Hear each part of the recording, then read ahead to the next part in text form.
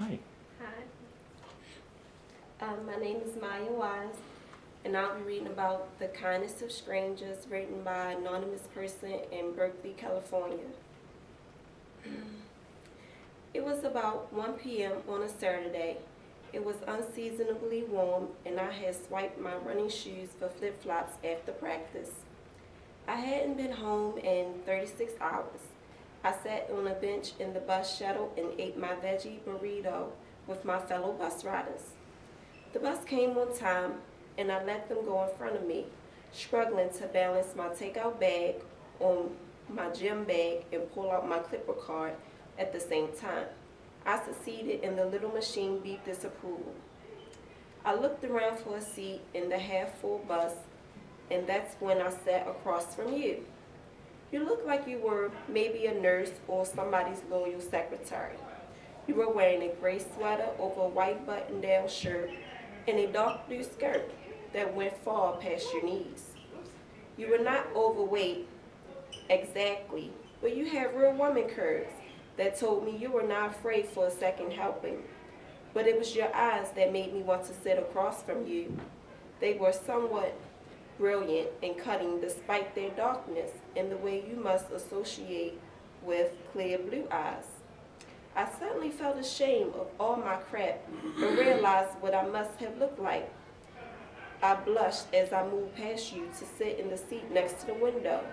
I mumbled an apology when my bag brushed your arm and then collapsed on the seat without taking off my backpack. You stared at me for a bit, then returned to looking out the window.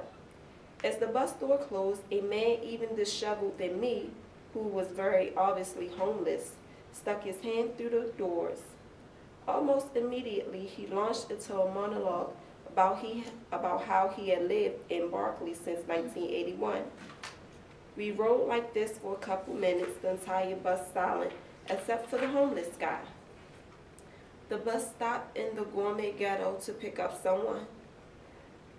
The new lady suddenly began talking over the homeless man. She spoke to the bus in general and repeated over and over how she had been waiting for the bus for over an hour. I looked up and made eye contact with you, hoping that someone else would realize the ridiculousness of the situation. I thought maybe you would just look away, but you surprised me. You cracked the tightness of smiles, really just a movement of the lips to the side. The mouth split wide open in a smile, but I shut it fast so no one but you could see.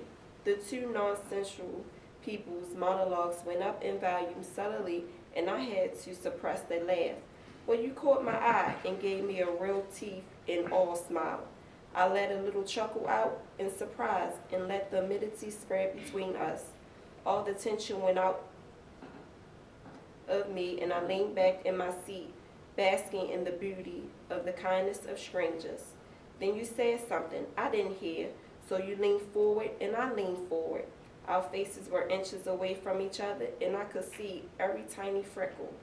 Do you have much further to go? You spoke so firmly, but your voice was rich with the history of another country. I said the next stop was mine, and you nodded. You got off at the same stop. You went to the corner to cross the street and didn't look back. I walked to the opposite corner and looked back at you. For a second, I saw the two of us from above. I imagined that you were going over to your daughter's house. I knew that when I got home, it would be cold and empty, and the light somehow wouldn't penetrate the windows. The shadows were always darker at home. I thought maybe if you were my family, no house would be too big.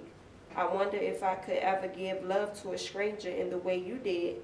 I decided I didn't know how to, and wondered how I could come across such knowledge. Was it just age? Was I too young to know how to love in such a way? There were no strings attached to your love. There were no games to be played with it. I hope that someday I will find it, but until then, it's nice to know that you are out there and that you care for the tall and awkward stranger on the bus. Thank you. There you go. Thank you. Adi Kadi, is that person here?